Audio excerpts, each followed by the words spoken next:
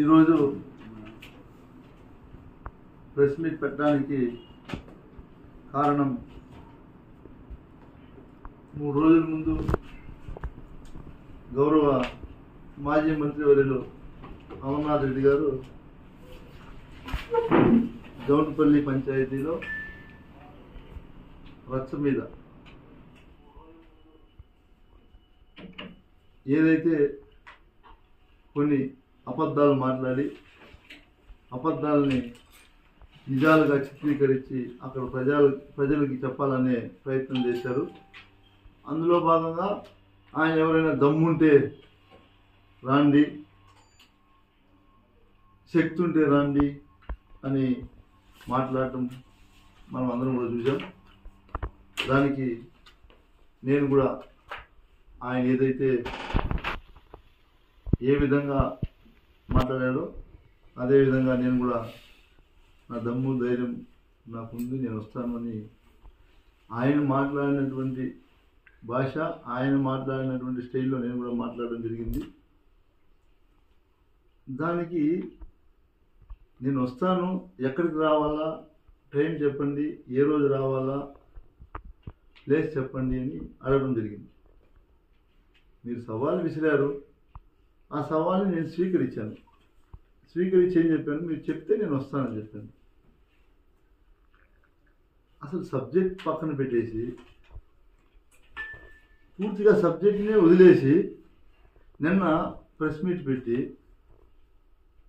నువ్వేం మాట్లాడుతున్నావు, నువ్వు చెడ్డీ చేసుకునేటప్పటి నుంచి నేను శాసనసభ్యుడు, కరెక్టే, నా వయసు ఎంత, నీ వయసు ఎంత,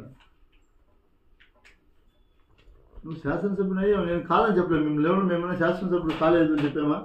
₹1 కూడా డబ్బులు, ఏ గవర్నమెంట్ అయినా డబ్బులు రిలీజ్ అయిందా? లాస్ట్ గవర్నమెంట్లో టెండర్ అయ్యి వర్క్ అయ్యి డబ్బులు రిలీజ్ అయితేనే కంటిన్యూ చేస్తారు.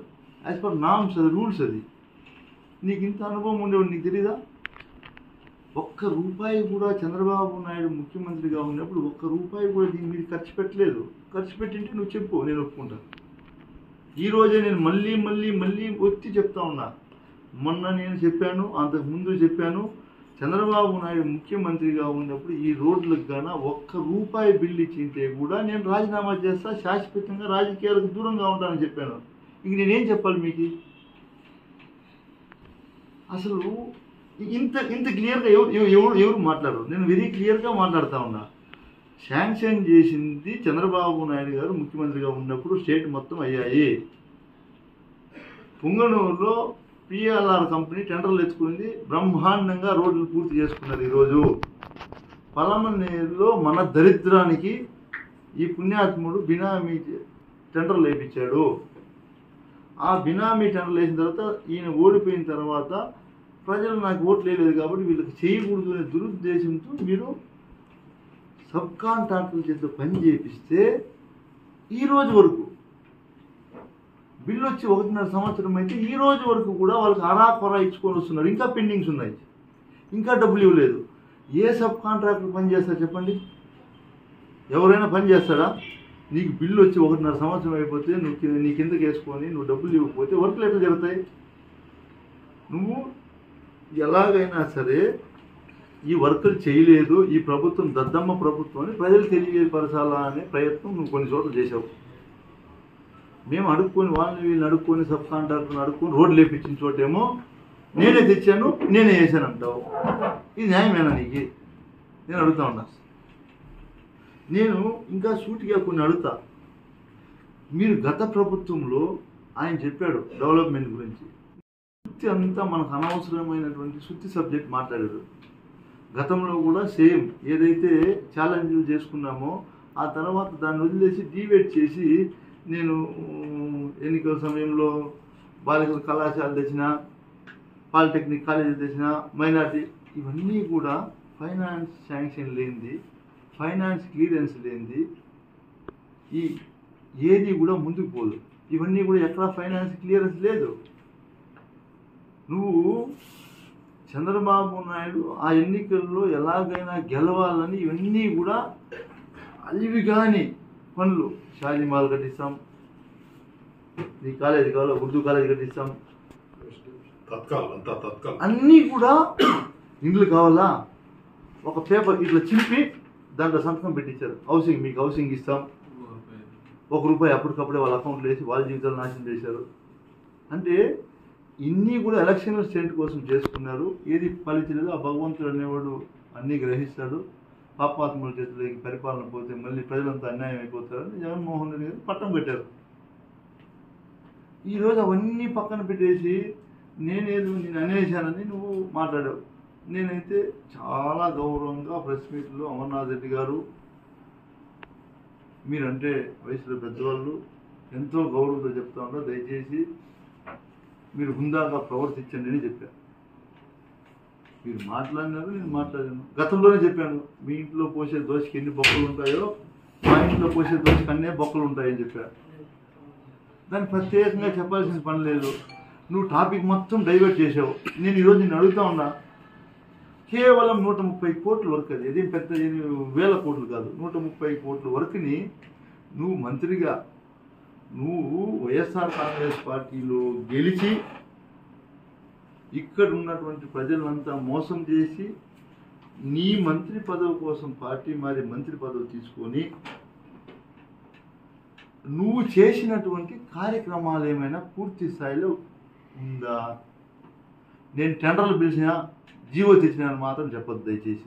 ఎందుకంటే అవన్నీ తాత్కాలికంగా ఎన్నికల సమయంలో ఇవన్నీ ఇచ్చేది. అవన్నీ కాకుండా నువ్వు మంత్రిగా ఉన్న సమయంలో ఏం చేసినావు చెప్పు.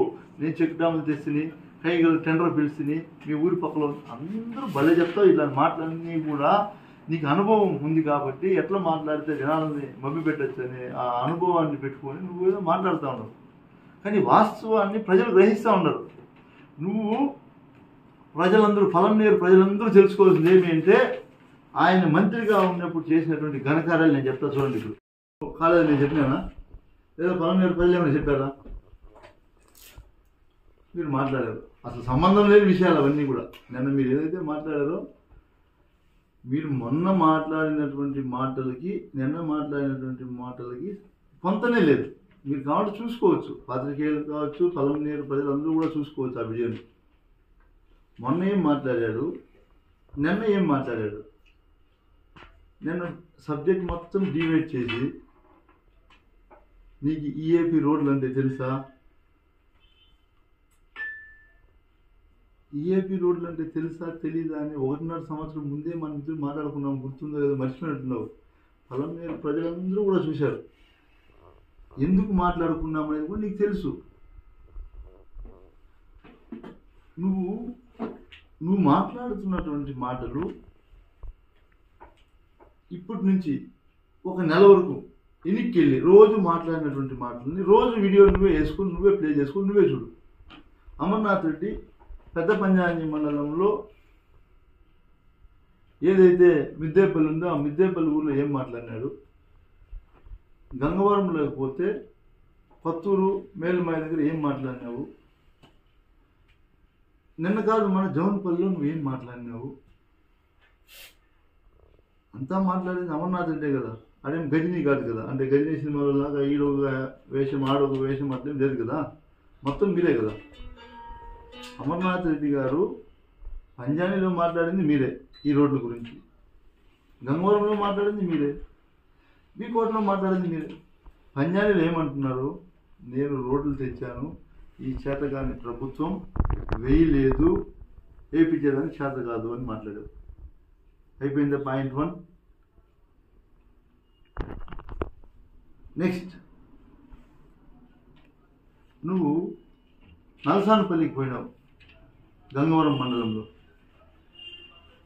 ఈ రోడ్ నేనే వేపిస్తా ఉన్నాను, నేనే తెచ్చాను, ₹1 కోటి ఇచ్చాను అని చెప్పి మాట్లాడారు.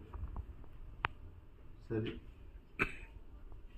జవన్పల్లిలోకి వచ్చావు మొన్న, ఈ రోడ్ నేనే వేసాను, నేనే తెచ్చాను, నేనే చేశాను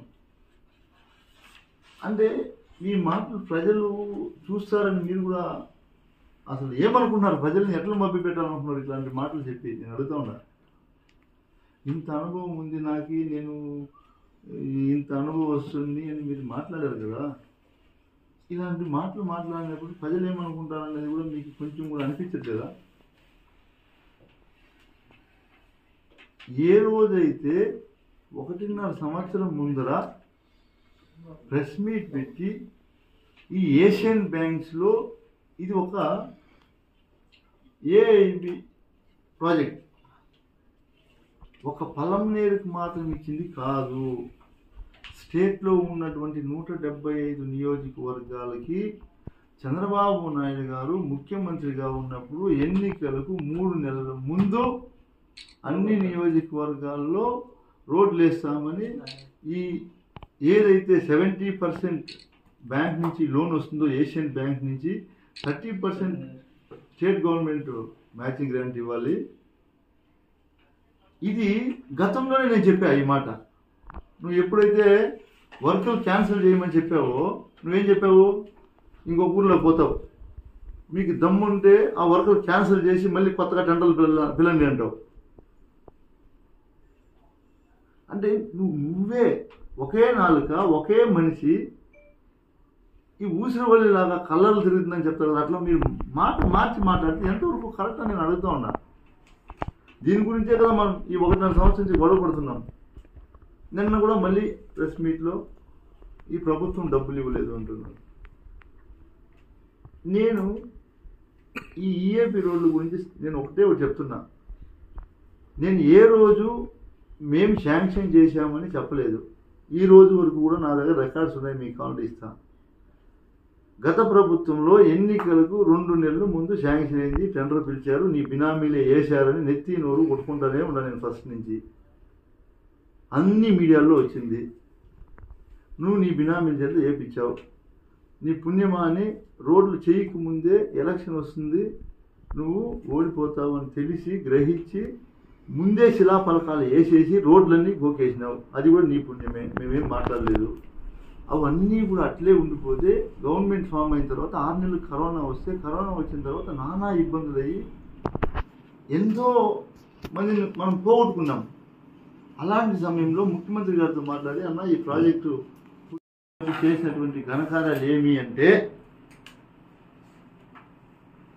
ఇరిగేషన్ వాటర్ రిసోర్స్ డిపార్ట్మెంట్లో ఇరిగేషన్ వర్క్స్ ఏదైతే ఉన్నాయో చెరువు కట్టల పనులు, ఇది చాలా ఇంపార్టెంట్. 137 కోట్లు వర్క్ చేస్తే సిమెంట్ రోడ్లు వేస్తే ఊర్లకి రోడ్లు వస్తాయి. కాంట్రాక్టర్కి మహా అంటే ఒక 10% మిగులుతుంది, అంతకన్నా పెద్దగా మిగులుతుంది. లేదా బాగా కష్టపడి చేసుకుంటే ఒక 15% మిగులుతుంది. కాబట్టి దాన్ని చేయలే.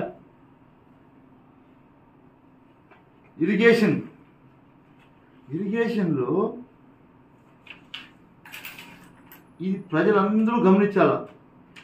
మీ ఊర్లో చెరువు కట్టకాడ జేసీబీలు పెట్టి 4 ట్రాక్టర్లు పెట్టి పొద్దున్న నుంచి సాయంత్రం దాకా మన్ను తోలి ఒక్కొక్క చెరువుకి నామినేటెడ్ కింద టెండర్ లేకుండా నామినేటెడ్ కింద 10 లక్షల పైన అయితే నామినేటెడ్ రాదని చెప్పి 9,90,000, 9,80,000, 9 లక్షలు, 9.5 లక్ష, 9,60,000 ఇట్లా రకరకాలుగా పెట్టి ఒక్కొక్క చెరువుకి దాదాపుగా 9,90,000 దాకా డ్రా చేసి 53 కోట్ల రూపాయలను మీరు డ్రా చేసినటువంటి ఘనత మీది గుర్తుపెట్టుకోండి. ఆధారాలు ఇస్తా. అంటే నువ్వు చెరువు కట్టలు చేసిన రోడ్డు ఎందుకు చేయలేదు నేను అడుగుతూ ఉంటా. చెరువు కట్ట 30,40 వేల రూపాయలు ఖర్చు పెట్టి 9.5 లక్షల బిల్లు వస్తుంది. 50,000 ఖర్చుతో 9 లక్షలు మిగులుతుంది. ఈ 53 కోట్లు వర్కులు చేసుకొని డబ్బులు కొట్టుకున్నారు, దన్నుకున్నారు. ఓకే, అదేవిధంగా రోడ్లు కూడా వేసినారు కదా. ఇది చేసినటువంటి పని నువ్వు దాన్ని ఎందుకు చేయలేదు, దాని మీద ఎందుకు చదవలేదు? నువ్వు ఇరిగేషన్లో ప్యూర్లీ చెరువు కట్టలు రిపేర్లు ఇవన్నీ ఎక్కడ కూడా వేరే వర్క్ లేదు. ఈ 53 కోట్ల రూపాయలని మొత్తం డ్రా చేసి కాజేశారు. నువ్వు చేసిన పని ఇది పక్కన పెడితే మేమేం చేశాను అంటున్నావు కదా. మేమేం చేశామో ఇప్పుడు చెప్తా, మీరు క్లియర్గా అయినండి. నీ ఈఏపీ రోడ్లు 137 కోట్లు జీవో వర్కులు జరిగినాయి, ఇబ్బందులు పెట్టావు.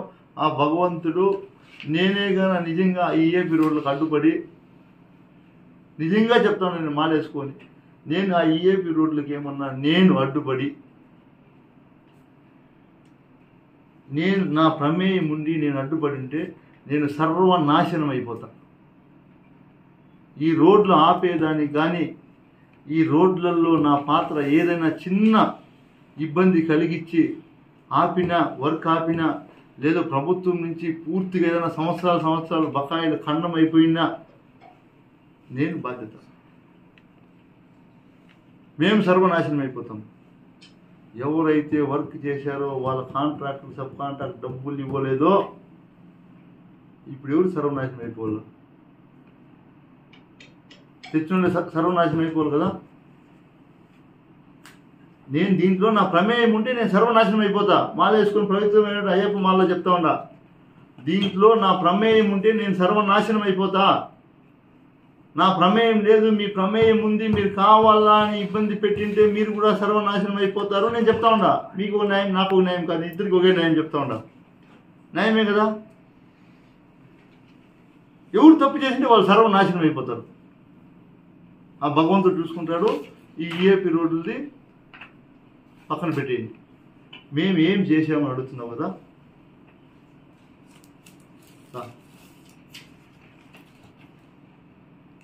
మీరు 10 సంవత్సరాలు ఈ నియోజకవర్గానికి ఎమ్మెల్యే ప్లస్ ఒకసారి మంత్రి కదా. ఇప్పటికి 5-6 ప్రెస్ మీట్లో చెప్పినా, ఈరోజు మళ్ళీ చెప్తా ఉందా, నువ్వు 10 సంవత్సరాల్లో ఇంక్లూడింగ్ మంత్రిగా ఉన్నప్పుడు కలిపి మేము చేసినటువంటి డెవలప్మెంట్లో 50% డెవలప్మెంట్ నువ్వు చూపిస్తే నువ్వు జీవోలు ఎత్తకూడదు, టెండర్లు వేసామో చెప్పకూడదు, వర్క్ పూర్తయిందే మాత్రం చెప్పాలి. Condition apply. ఎలా అంటే మాట్లాడితే నేను జీవో తెచ్చినా, నేను టెండర్ పిలిచినా, ఈ శిలాపలకం వేసినా ఇది వద్దు. నేను చెప్పేది నేను కూడా ఏం చెప్తాను, నాకు కూడా వర్తిస్తుంది. నేను ఎమ్మెల్యే అయిన తర్వాత నేను ఏం చేసినా, జగన్మోహన్ రెడ్డి గారు ముఖ్యమంత్రి గారు ఉన్నటువంటి ఆయన ఆధ్వర్యంలో ఈ నియోజకవర్గానికి నేను ఏం చేసినా నేను లెక్క చెప్తా. ఫుల్ షేప్లో ఫినిష్డ్. ఇవి పెట్టాయి పక్కన, ఈఏపీ తీసి పక్కన పెట్టాయి. అవి కాకుండా నేను చెప్తా. ఇప్పుడు మీరు రాసుకోండి.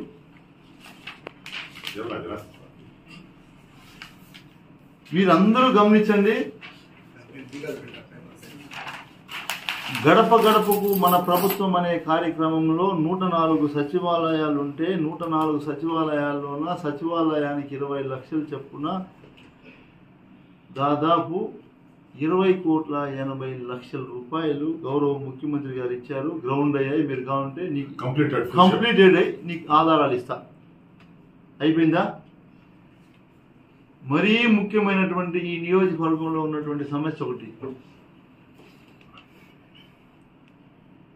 బైరెడ్డిపల్లి నుంచి అప్ టు 4 రోడ్ల మీద మాడి దాకా రోడ్డు ఎట్లుండింది మన ప్రభుత్వం రాకముందు? ఎన్ని యాక్సిడెంట్లు జరిగాయి, ఎంతమందికి ఇబ్బంది, ఎంతమంది ప్రాణాలు పోగొట్టుకున్నారు? అంటే నువ్వు మంత్రిగా ఉన్నప్పుడు నీకు కనిపించలేదా? మాట్లాడితే నేను టెండర్ వేసిన, ఎన్ని రోజులు చేసాం మేము? 3 నెలలు రోడ్ వేసాం. 3 మంత్స్లో రోడ్ వేసాం. మీరు డేట్ చూసుకోండి. టెండర్ అయిన డేటు, రోడ్డు ఫినిష్ అయిన డేటు 3 నెలలు వేసాం. నువ్వు మంత్రిగా ఉన్నావు కదా 2.5 సంవత్సరం. చేయకూడదా? చేయాలంటే 20 కోట్ల రూపాయల రోడ్డు, ఒకే రోడ్డు గుర్తుపెట్టుకోండి, 20 కోట్ల రూపాయలు. అదేవిధంగా సిఎండిఎఫ్, జీజీఎంకి అడిషనల్ శాంక్షన్స్. ఇంకా ఒకటి, నిన్న మాట్లాడుతా పొరపాటున గౌరవ మాజీ మంత్రి గారు నన్ను ప్రెస్టేషన్లో ఉండి మాట్లాడారన్నారు. ఆయన ప్రెస్టేషన్లో ఉన్నట్టున్నారు. దానికి వివరణ ఏమి అంటే, ముద్దేపల్లి రోడ్డు వేయలేదు, చిన్నేపల్లి రోడ్డు వేసినావు అన్నాడు. చిన్నేపల్లి నాయన, నేను కష్టపడి గడప గడప తిరిగితే గౌరవ ముఖ్యమంత్రి గారికి చెప్పి, అన్న నేను 2 సార్లు తిరిగినాను, నాకు అడిషనల్ గ్రాంట్ కావాలంటే ఆ ఊరికి ప్రత్యేకంగా రోడ్డు వేయడానికి నాకు అడిషనల్ గ్రాంట్ కావాలంటే ఆ ఊరికి ప్రత్యేకంగా రోడ్డు వేయడానికి 20 లక్షలు ప్లస్ 20 లక్షలు ఇస్తే 40 లక్షల రూపాయలు రోడ్డు వేసిన. నువ్వు దాన్ని ఎందుకు వేసావని అడిగావు కదా, అది నీ డబ్బులు కాదు. ఇట్లంతా అబద్ధాలు చెప్పొద్దు. నా దగ్గర ఎవిడెన్స్ ఉంది, టెండర్ డేట్ ఉంది, టెండర్ నోటిఫికేషన్ ఆల్రెడీ మేమంతా కూడా నిన్న మీడియాలో కూడా పెట్టాం. అంటే ఎంత దిగజారి ఇంత హీనంగా మాట్లాడతారా? మరి ఇంత ఇడిచిపోతే ఎట్లా? దానికి ఒక అద్దు పొద్దు వద్దా? ఇంత ఇడిచిపోతే ఎట్లా? ఏమన్నా కొంచెమన్నా జనాలు ఎంత ఉన్నారని చెప్పి ఇడిచిపోయి ఏమంటే చెప్పేసి అవుతుందా? ఇది కూడా నేను ఛాలెంజ్ చేస్తా ఉన్నా, మానేసుకోండా. చిన్నేపల్లి రోడ్డు కానీ ఆయన గ్రాంట్ అంటే నిజం చెప్తా ఉండా, ఈ రోజు నుంచి ఈ పలంనేరు నియోజకవర్గంలో నేను కనిపించను. చిన్నేపల్లికి వేసినటువంటి రోడ్డు అమర్నాథ్ రెడ్డి తెచ్చినాడు అని కన్నా నిరూపిస్తే ఈ క్షణం ఈ ప్రెస్ మీట్ అయిపోయిన తర్వాత ఆయన ఎనీ టైం నిరూపిస్తే జీవితంలో నా లైఫ్ టైం నేను పలంనేరులో కనిపించి గుర్తుపెట్టుకుని ఇంకేం చెప్పాలి నేను? ఇంతకన్నా క్లియర్గా చిన్న బిడ్డకి చెందినట్టు నేను చెప్తా ఉన్నా, వివరణ ఇస్తా ఉన్నా. ఇంక నేను ఏం ఇవ్వాలి చెప్పండి? అంటే నువ్వు ఏది మాట్లాడేది అంత అబద్ధాలే మాట్లాడి పాప మీడియా సోదరులు ఉన్నారు కదా, వాళ్ళు వేస్తారు కదా అని చెప్పి ఎంతసేపు నువ్వు అబద్ధాలు చెప్తావు? ఎంతవరకు న్యాయం ఇది చెప్పు? పోనీ నువ్వు నన్ను ప్రెస్ స్టేషన్లో ఉన్నానంటావు, నేను చదువుకోలేదంటావు, ఏం చేద్దాం చెప్పు?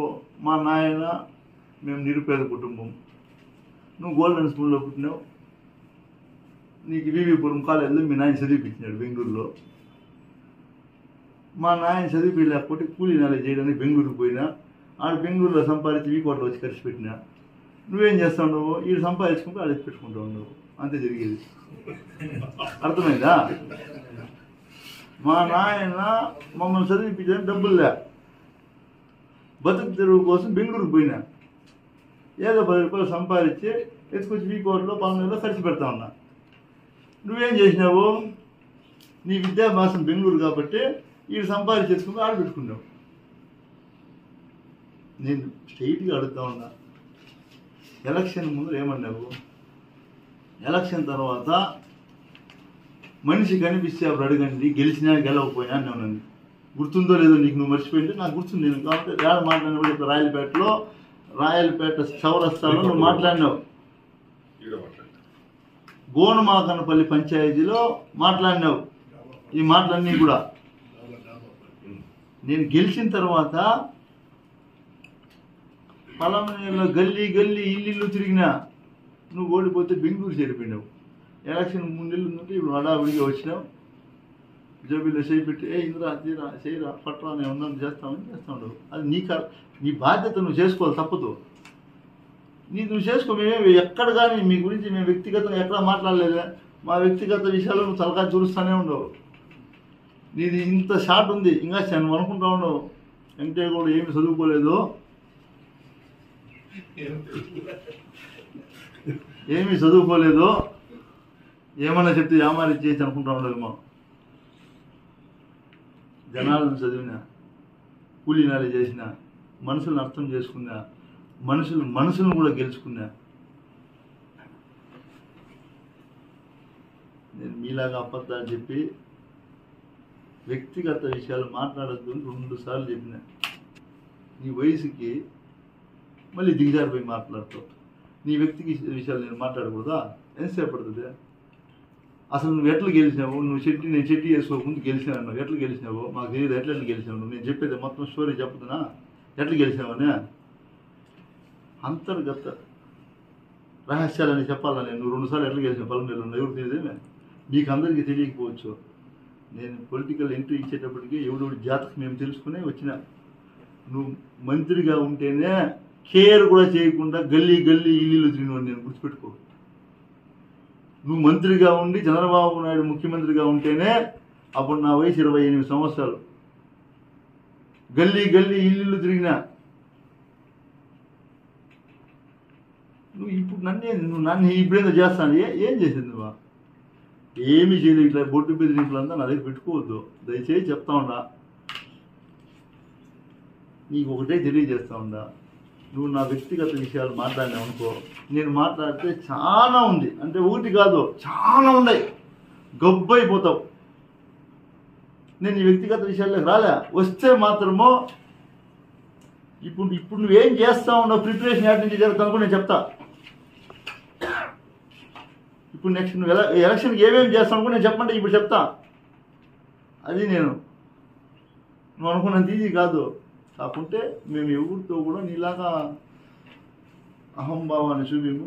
అందరితో కలిసి మెలిసి వెళ్ళే మనస్తత్వం చిన్నప్పటి నుంచి మేము పెరిగిన వాతావరణం అట్లది. మీరు పెరిగిన వాతావరణం అట్లది. కాబట్టి నువ్వు అన్న పెద్దోడు, వయసులో పెద్దోడు, పర్వాలేదు, ఏమనుకోను. ఇంకొకసారి ప్రయత్నించదు అలాంటివన్నీ మాట్లాడేది దయచేసి చెప్తా ఉందా. ఇది ఇట్లా పెడితే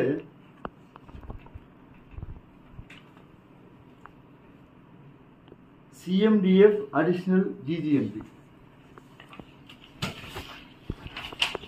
ఇలా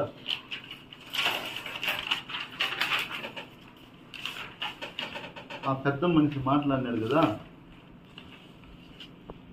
గురించి కూడా నువ్వే మాట్లాడు. అన్ని అంటే ప్రతిపక్షం మీదే, అధికార పక్షం మీదే, అంతా టికెట్లు, మా టికెట్ కూడా నీ కంట్రోలేనా? ఎందుకు అంత తొందర ఎందుకు? 10 రోజులు ఎవరన్నా 10 రోజులే, 10 రోజుల్లో గౌరవ ముఖ్యమంత్రి గారు అనౌన్స్ చేస్తారు, లేదా పెద్ద ఆయన అనౌన్స్ చేస్తారు. వెయిట్ చేయి, ఎందుకు అంత బాధపడతావు?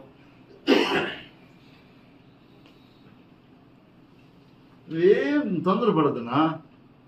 టికెట్ నాదే, మళ్ళీ ఎమ్మెల్యే నేనే. నువ్వేం ఆలోచించద్దు. నువ్వు 4.5 సంవత్సరం ఎట్లా బెంగళూరులో ఉంటువో, నెక్స్ట్ మళ్ళీ 4.5 సంవత్సరం 5 సంవత్సరాలు బెంగళూరులో హ్యాపీగా ఉండొచ్చు. ఆ పదవి పనులన్నీ కూడా పూర్తి చేసుకోవచ్చు. వాళ్ళ ఏదైతే ఇన్ని రోజులు చేసి పెట్టినామో అవన్నీ పదవి పనులు పూర్తి చేసుకోవచ్చు. సరేనా? దయచేసి మళ్ళీ మళ్ళీ చెప్తా ఉన్నా, నేను సోదర భావంతో నీతో ఎంతో గౌరవంగా ప్రతి ప్రెస్ మీట్లో మాట్లాడినా. నువ్వు రెచ్చిపోయినావు కాబట్టి నేను రెచ్చిపోతా. నువ్వు నాకు ఎంత గౌరవం ఇస్తే నేను నీకు అంతే గౌరవం ఇస్తాను. తప్పులు మాట్లాడుతూ ఉండవు, పూర్తి తప్పులే. నన్ను ఆడ ప్రమాణం చేయమని చేస్తాను. నువ్వు మాట్లాడిన ప్రతి మాట అబద్ధమే.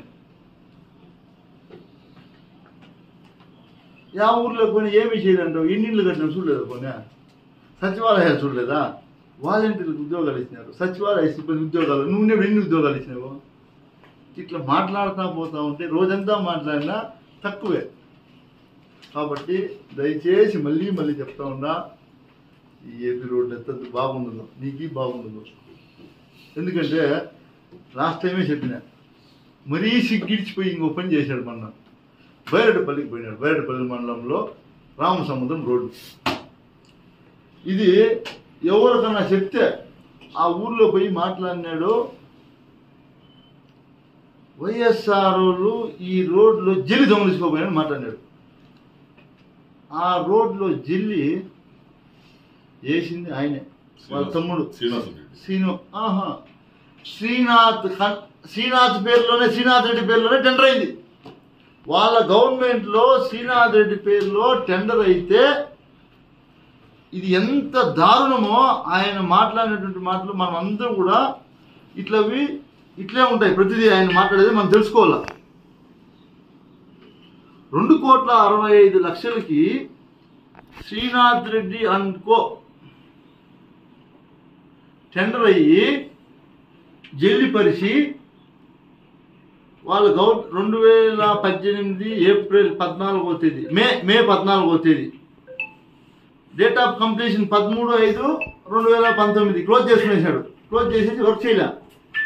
79,71,107 రూపాయలు బిల్లు పెట్టుకొని మా గవర్నమెంట్ మేము ధైర్యంగా చెప్తాం, మా గవర్నమెంట్ నీకు ఇచ్చింది అదే 79 లక్షల బిల్లు నువ్వు అలాగా మీ అకౌంట్లో వేసుకొని. అయినా నేను మాట్లాడలే. నువ్వు ఆ ఊర్లో పోయి ఏం మాట్లాడాడు తెలుసా? పెద్ద మనిషి మీరు వినండి ఏం మాట్లాడినాడంటే, ఏమిటితో నవ్వుతారో జనాలు మీరు చెప్పాలి. ఇప్పుడు దీన్ని చూసి పోయినాడు కదా, పోయి ఏం మాట్లాడినాడు తెలుసా? జల్లి దొంగలించుకొని పోయినారు. జల్లి దొంగలించుకొని పోయి ఈ ప్రభుత్వము వేయలేదు కాబట్టి కరెంటు పట్టుకొని చచ్చిపోవాలంట. బిల్లు తీసుకోండి, నువ్వు చచ్చిపోవాలా మేము చచ్చిపోవాలా? బిల్లు నువ్వు తీసుకున్నావు, నువ్వు సాయిలా మేము సాయిలా?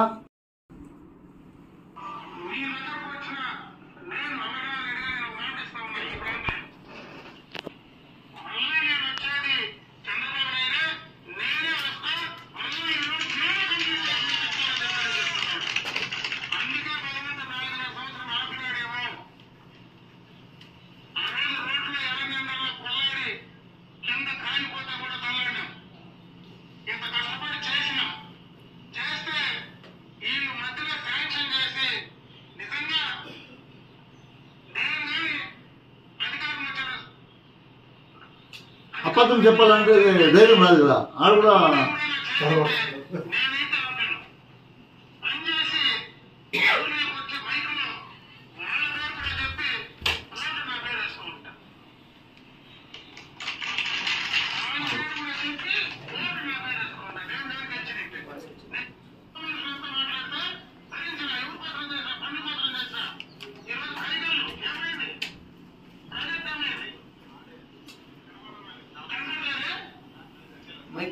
వాయిస్ వచ్చింది.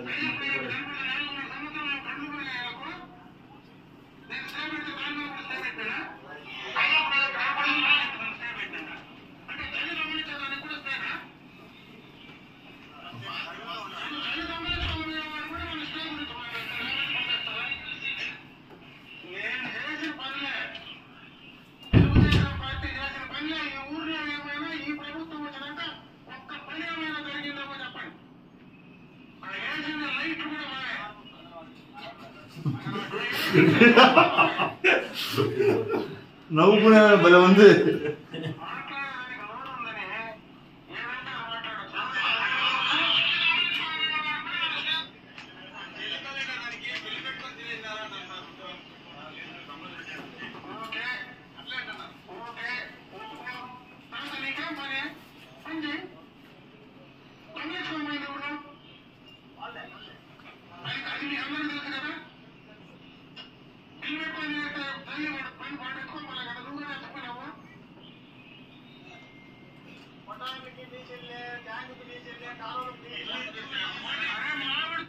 గుర్తుపెట్టుకో,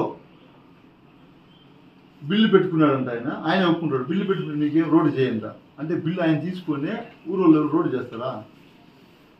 అంటే ఎట్లా మాట్లాడతాడంటే పోయినాం ఏదో ఒకటి మాట్లాడేద్దాం ఏముంది. ఆ నుంచి ఆ రోజు ఖాళీ అయిపోతే మళ్ళీ నువ్వు పోయేది 5 ఏళ్ళకే కదా, ఎలక్షన్కే కదా నువ్వు పోయేది. నువ్వు గెలిచినా ఓడినా పోయేది 5 ఏళ్ళకి ఒకసారి ఎప్పుడు జనాల్లోకి. నీకు అలవాటు అయిపోయింది. పోయినప్పుడు ఏదో ఒకటి మాట్లాడాలి కాబట్టి ఇట్లంతా రెచ్చగొట్టేసి అన్ని అబద్ధాలు మాట్లాడేసి వస్తా ఉన్నావు. ఒకటే ఒకటి గుర్తుపెట్టుకో, నువ్వు రాజకీయం ఏదైతే చేసావో, రాజకీయం ఇన్ని రోజులు ఏం చేసావో అన్నీ కూడా గతంలో ఏదో మీ నాన్నగారి పేరు చెప్పుకొని ఆ పుంగనూరులో ఒకసారి గెలిచినచ్చు, ఒకసారి సీతారెడ్డి రెడ్డి మీద ఓడిపోయినావు. పొలంనేరులోకి వచ్చిన తర్వాత క్లియర్గా నేను చెప్తా ఎట్లా గెలిచినావు. సబ్జెక్ట్ నాదో ఉంది, ఎవరు గెలిపించారు కూడా నేను చెప్తా. నువ్వు నేను గెలిచిన రాజశేఖర రెడ్డి గాలిలో నేను గెలిచిన అంటే రాజశేఖర రెడ్డి గాలిలో అప్పుడు వర్గ విభేదాలు రాజకీయ సమీకరణలు ఎట్లుండింది, నేను ఎవరు గెలిపించారు నువ్వు మర్చిపోదు అవుతుందా? అవన్నీ మాకేం తెలీదా?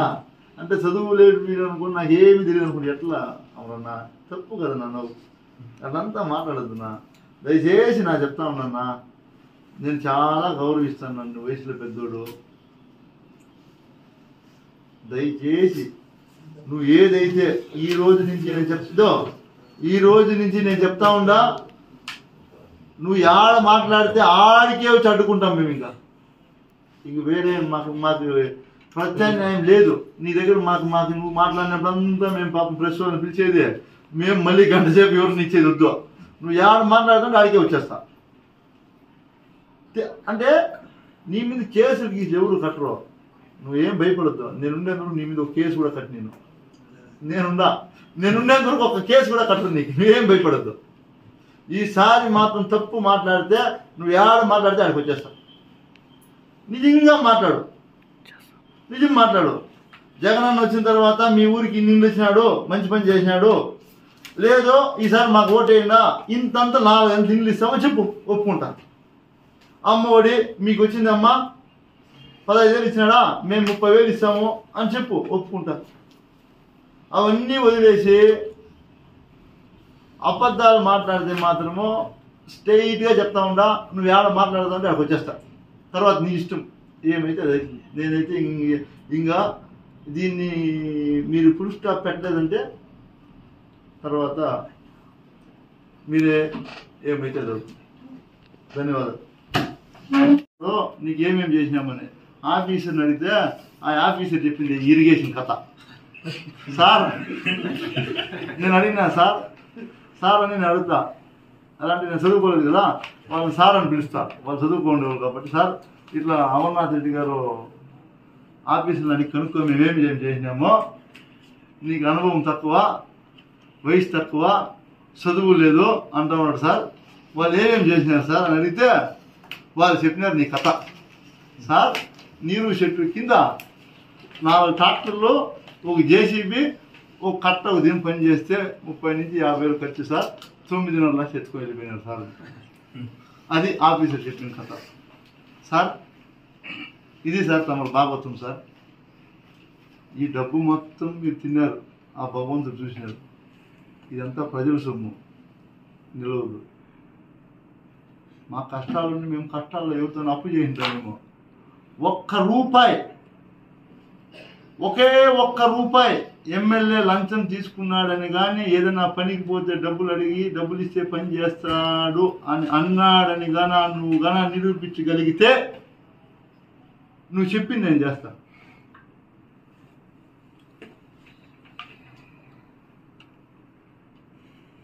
మీ నాయన జమీందారు, డబ్బులు ఉంటాయి, మా నాయన బీదోడు, మేమేదో కావాలని అప్పసొప్ప చేసుకుంటాం. నువ్వు దాన్ని కూడా పేర్లు పెడితే ఎట్లా? లేకుంటే ఈ డబ్బులంతా కొట్టేసేది ఉంది కదా, నాకు కొంచెం నేను ఇస్తాను నిదానంగా, బ్యాంక్ ఇంట్రెస్ట్ చేసి ఇస్తా పోనీ, ఇట్లా కొట్టేసే డబ్బులంతా ఉంది కదా, మేము ఎవరితో అప్పు చేయకూడదు, అప్పు చేస్తే నీకు తప్పు. ఇట్లా మాకు నేర్పించలేదే, మాకు చదువు సంధ్య లేదు ఇట్లా నేర్చుకునేదానికి. నేను నీ మాట చదువుకుంటే బెంగళూరు వివిపురం కాలేజీలో చదువుకుంటే నేను కూడా చెరువు కట్టలో డబ్బు కట్టకూడదు నేర్చుకున్నాను. నేను నాకు చదవలేదు కాబట్టి నేను నేర్చుకోలే. నేను ఒకటే చెప్తా ఉన్నా, కన్ఫ్యూజన్ ఇస్తా ఉన్నా, దయచేసి గౌరవ మాజీ మంత్రి అమర్నాథ్ రెడ్డి గారు, మీ కుటుంబానికి, మీ తండ్రి గారికి ఎంతో గౌరవ మర్యాదలు ఉన్నాయి, దాన్ని కాపాడుకోండి. దిగజారి మాట్లాడితే మాత్రం సహించేది ఉండదు. నువ్వు నీ చేతిలో బాల్ గోడకి ఎంత స్పీడ్గా వేస్తావో అంతకన్నా ఎక్కువ స్పీడ్గా వచ్చి నీకే తగులుతుంది. చూడు, బాల్ నీ చేతిలో ఉంది, నువ్వు ఎంత స్పీడ్గా గోడకి వేస్తే అంతకన్నా ఇంకొంచెం ఎక్కువ స్పీడ్తో నీకు వచ్చి పడుతుంది. ఇంతే. ఇప్పటికే నీకు చదువుకోవడం కాబట్టి నేను చదువుకోలేదు, కానీ నువ్వు చదువుకోవడం అర్థమైంది. ఇప్పటికే నేను నీకు ఒకటే చెప్తా ఉన్నా, ఈ రోజు కూడా నేను చేసిన అభివృద్ధి, నేను తెచ్చినటువంటి ఇండ్లు కావచ్చు, రోడ్లు కావచ్చు, ఏదైతే అభివృద్ధి చేసినామో దాంట్లో నువ్వు 10 సంవత్సరాల్లో సగం చేసింటే కూడా నేను రాజకీయాలు మానేస్తాను. సగం పూర్తొద్దు, కూర్చుందాం. నీ మీద కేసులు పెట్టించేంత దద్దమ్మగా కనిపిస్తున్నాను. నన్ను ఏమనుకున్నావు నువ్వు? అసలు ఏమనుకున్నావు నువ్వు అని? నీ మీద కేసు కడితే నేను సీఎం గారు దాకా పోయి చెప్పిన, అన్న ఆయన అరెస్ట్ చేశారు, మళ్ళీ సింపతి వస్తుంది, దాన్ని కూడా పట్టుకొని ఏడుస్తాడు, అరెస్ట్ గిరెస్ట్ చేయొద్దండి, వాళ్ళ పాటకు వాళ్ళు పోతారు, వదిలేసి కేసే కట్టద్దని చెప్పిన. చంద్రబాబు నాయుడు పక్కలో ఉన్నాడు, లాండ్ ఆర్డర్ ప్రాబ్లం అవుతుంది, కట్టుకుంటే ఆ జనాలు పోలీసు వాళ్ళని కొట్టినారు, కేసు కట్టుకుంటే తప్పదని కట్టినారు. నువ్వు చేసింది ఏదో హరిశ్చంద్రుని మాటలు మాట్లాడుతాను. నువ్వు లేదా ఆ రోజు చంద్రబాబు పక్కలో, కొట్టండి రా పోలీసు వాళ్ళని, నువ్వు లేవో పక్కలో. ఇప్పుడు యువరాజ్ ఎట్లా ఉన్నాడు, ఆ రోజు నువ్వు అట్లే ఉన్నావు, బస్సు పైన ఫోటో చూపించేది, వీడియో చూపించేది నీకే. నేను ఏమీ చేయలేదు, హరిశ్చంద్రుని మాటలు మాట్లాడుతున్నావే. ఇదేనా నీకు సంస్కారము, చదువు నేర్పించినదే? అన్ని అబద్ధాలైనా, నోరు తెరిచే అబద్ధం. నీ మీద మేము కేసు పెడితే మాకేమొస్తుంది చెప్పు? నీ మీద కేసు పెడితే ఏమొస్తుంది? నువ్వు తిరగల కదా, నీకు కూడా కాలం నాకు తెలియదు కదా. నేను ఎమ్మెల్యే అయినాక గడపడికి 2 సార్లు తిరిగినా, కనీసం నువ్వు ఒకసారి అన్న తిరిగితే కదా నీకు కష్టం తెలిసేదే. నువ్వు నా మాది ఎలక్షన్ నిలబడుతున్నావు కదా, నేను 2 సార్లు తిరిగాను, నువ్వు ఒకసారి తిరగలేదు, కష్టం తెలియదు కదా నీకు కూడా. నిన్ను జైల్లో పెట్టించేసి సింపతిగా ఓట్లు వేయించుకునేది అనుకుంటున్నావు ఏమే? అదే చెప్తాను. ఇది నువ్వు ఇంకా పాతకాలం పొలిటీషియన్గా ఉండవు, పాతకాలం వ్యంగ్యం మాట్లాడుతూ ఉండవు. అదంతా అయిపోయింది. ఇదంతా టెక్నాలజీ పెరిగిపోయింది. మనిషిని చూస్తాను చెప్పేస్తారు, వీళ్ళు ఏమరా, వీళ్ళు బతికేమరా, వీడేమరా అని. అట్లా అయిపోయింది సమాజం, అట్లా ఉంది. ఎవరు కూడా తక్కువని ఎవరిని తక్కువగా చూడద్దండి. నేను మీకు ఒకటే చెప్తా, నా సిన్సియర్ అడ్వైజ్. చదువు రానోడు నీకు అడ్వైజ్ చేస్తాడే అనుకో, ఎవరిని కూడా తక్కువ చేయదు జీవితంలో. నా జీవితంలో నేను ఎవరిని తక్కువ చేయను. నా టికెట్ గురించి మాట్లాడతాను బా. 2019 ఇట్లే మాట్లాడింది కదా, ఎవరిన పోతే ఎవరు ఇస్తారు టికెట్లు? అయ్యో, వాడు వచ్చినాడు, వాడు 10 రూపాయలు సంపాదించినాడు, వచ్చి పోగొట్టుకోపోయానికి వచ్చినాడు, వానికి పోయి టికెట్ ఇస్తారా? అయ్యో మీరు రాండమ్మా అని చెప్పినావు. వాళ్ళంతా ఏం చెప్పినారు? లేదు నా ఇంట్లో టికెట్ ఇస్తే రామని చెప్పినారు. నీకు గుర్తుందే? మర్చిపోయినావా? టికెట్ నాదా, నా జోబీలో ఉంది. నీ టికెట్ నీ గ్యారంటీ ఉందా?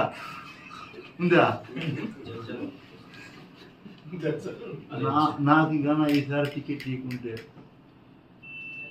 నేను చెప్తాను కదా, నువ్వు చెప్తాను కదా, నువ్వు యాడికి రమ్మంటే ఆడికి వస్తా. నీ కాళ్ళ కింద నేను దూరుతా. ఇంకేం చెప్పాలా నీకు? ఎంత దిగారు మా. నీకు టికెట్ గ్యారంటీ ఉందా? నీకు గ్యారంటీ ఉందా? చెప్పు ఫోన్. ఇప్పుడు నీకు టికెట్ పూనూరు పొమ్మంటా ఉన్నారు, నువ్వు దానికి భయపడి ఇంటికి పోకుండా వీకోట్లో తిరుగుతూ ఉండవు. అది మాకు తెలియదు అనుకోండి, అన్నీ తెలుసు మాకి. అది పెద్ద ఆయన దెబ్బకు తట్టుకోలేమని చెప్పి నువ్వు పలానా ఇంటికి కూడా పోకుండా వీకోట్లో తిరుగుతూ ఉండవు. ఇట్లంతా మాట్లాడితే ఎట్లా నువ్వు అమరన్నా? కరెక్టేనా నీకు ఇదే? నా టికెట్ గురించి కూడా నువ్వే మాట్లాడు అన్నీ. అంటే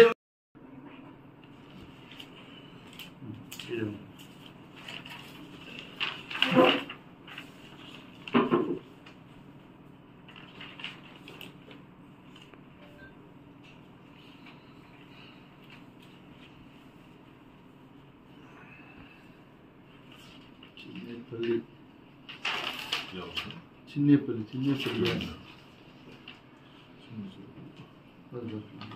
పెద్ద పంజాని మండలం, Bhadrachalam, Chinnepalli. Number 19 G G M P grant.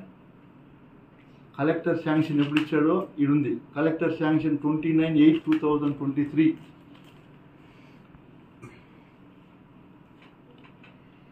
Date ఎంత? 29/8/2023.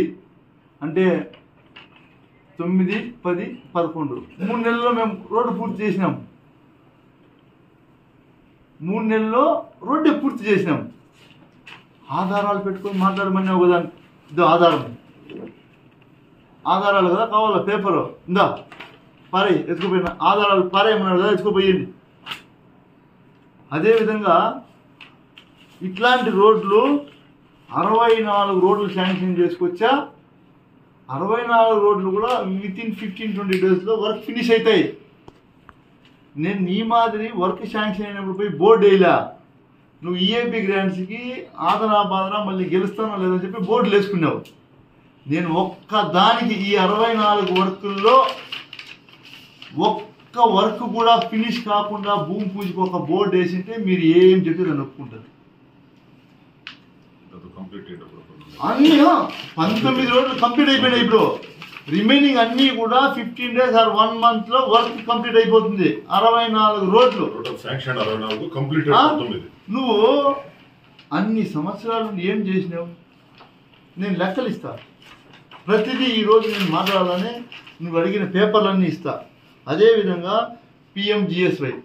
పిఎంజిఎస్వైలో బాపల్నత్తం చప్పటిపల్లి 5 కోట్లు, గంగవరం దగ్గర కురుప్పల్లి జీడిమాకలపల్లి 4 కోట్లు, బైరడపల్లి, మునిపల్లి, దాసార్లపల్లి, కోట్రేపల్లి, కొత్తూరు మీద పోయిన రోడ్డు 5 కోట్లు. అదేవిధంగా గజ్జలవారిపల్లి దగ్గర నుంచి కూర్మాయికి పోయినది 5 కోట్లు, బెల్లంమడుగు నుంచి బురిశెట్టిపల్లి, పట్టణపల్లికి పోయినది 2.5 కోటి.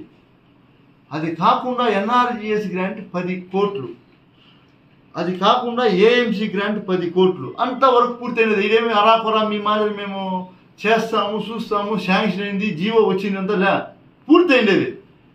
92 కోట్లు రోడ్లు పూర్తి అయిపోయినాయి. నువ్వు కావాలంటే వస్తానంటే నీ ఈఏపీ పక్కన పెట్టేది, దాన్ని వదిలేసి చెప్తాను. ఇది నీ ఈఏపీ 137 కోట్లలో 50 కోట్ల వరకు కూడా జరగలే. ఆ పుణ్యం నీదే, ఆ పాపం నీదే, అంతా మూట కట్టుకుంటావు. ఎందుకంటే వాళ్ళకి డబ్బులు ఇచ్చి వాళ్ళు రోడ్లు వేసిన వాళ్ళు వేయనీయకుండా వేస్తే ఎమ్మెల్యేకి మంచి పేరు వస్తుందని వేయనీయకుండా చేసావు. ఈరోజు మళ్ళీ నన్నే తిరిగి అంటా ఉన్నావు. అను ఆ భగవంతుడు చూస్తాను. నేను అప్పుడే చెప్పా కదా, నేను తప్పు చేసి నేను సర్వనాశనం అయిపోతాను, నువ్వు చేసి నువ్వే అయిపోతావు. దానికన్నా కట్టుబడి ఉందాం. ఇద్దరికి ఒకే న్యాయమే కదా. నేను నాకు ఒకరికి ఏం స్పెషల్ జీవో కాదు కదా ఇది. ఇన్ని చేశాం. సచివాలయాలు 104 సచివాలయాలు, సచివాలయం పరిధిలో ఉన్నటువంటి హాస్పిటల్కి కావచ్చు, పాల కేంద్రానికి కావచ్చు, రైతు భరోసా కావచ్చు, సచివాలయం కావచ్చు, ఒక్కొక్క సచివాలయ పరిధిలో 90 లక్షలు ఖర్చు పెట్టాం. రా చూద్దాం. 80% కంప్లీటెడ్ వర్క్స్. 13 రాసి దాదాపు 93,60,00,000 ఖర్చు పెట్టాం. ఫినిష్డ్. మళ్ళీ ఏదో జీవో తెచ్చినాము, మేము టెండర్ పిలిచినాము, అడ్జస్ట్మెంట్ వద్దు, పూర్తి స్థాయిలో 400 స్కూళ్ళకి 147 కోట్లు, 147 కోట్లు నాడు నేడుకి ఇచ్చాడు జగనన్న. నీ జీవిత కాలం మొత్తం నువ్వు చెప్తే నేను షెడ్డీ వేసుకోకముందు నుంచి ఈ 147 కోట్లు కూడా నువ్వు ఇంతవరకు నువ్వు ఏ నియోజకవర్గంలో ఉన్నా ఆ నియోజకవర్గానికి తెచ్చిండు. గుర్తుపెట్టుకో. వాస్తవమా కదా? లేదు తెచ్చింటే నాకు నువ్వు డాక్యుమెంట్లు నేను ఇచ్చినట్లా ఆధారాలతో సహా నేను ఇస్తా ఉన్నా, నువ్వు నాకు. ఈరోజు నేను బహిరంగంగా చెప్తా ఉన్నా, ఇవన్నీ మేము చేశాం. ఆయన మొత్తం మీద ఈరోజు ఈ నియోజకవర్గంలో సంక్షేమ పథకాలు కావచ్చు, ఈ అభివృద్ధి కావచ్చు, 2,200 కోట్లు ఇచ్చాం. మరీ ముఖ్యంగా మీరు గుర్తుపెట్టుకోవాల్సింది 15,000 ఇండ్లు ఇచ్చినాం. ఈ కాన్స్టిట్యున్సీలో 15,000 ఇండ్లు ఇచ్చినాం. నువ్వు నేను షెడ్డీ వేసుకోకముందు నుంచి ఎన్ని ఇండ్లు ఇచ్చింటావు? ఎన్ని ఇచ్చింటారా? కాదు, ఆయన ఇప్పుడు నేను షెడ్డీ వేసుకోకముందు నుంచి ఆయన శాసనసభ్యుడు, ఎన్ని ఇండ్లు ఇచ్చింటావు? అంటే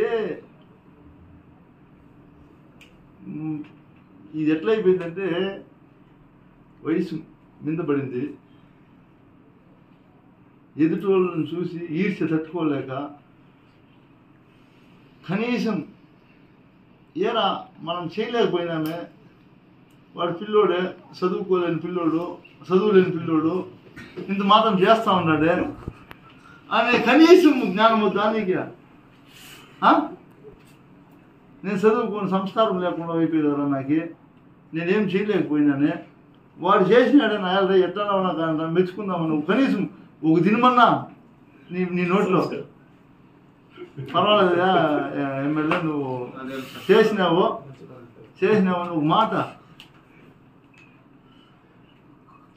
15,000 ఇండ్లు ఇచ్చినాం లెక్కలేదు, 30,000 సైట్లు ఇచ్చినాం లెక్కలేదు, ఏమీ ఇలా మేము. నువ్వు ఎన్ని ఇండ్లు ఇచ్చినావు, ఎన్ని సైట్లు ఇచ్చినావు నేను అడుగుతా ఉన్నా చెప్పు.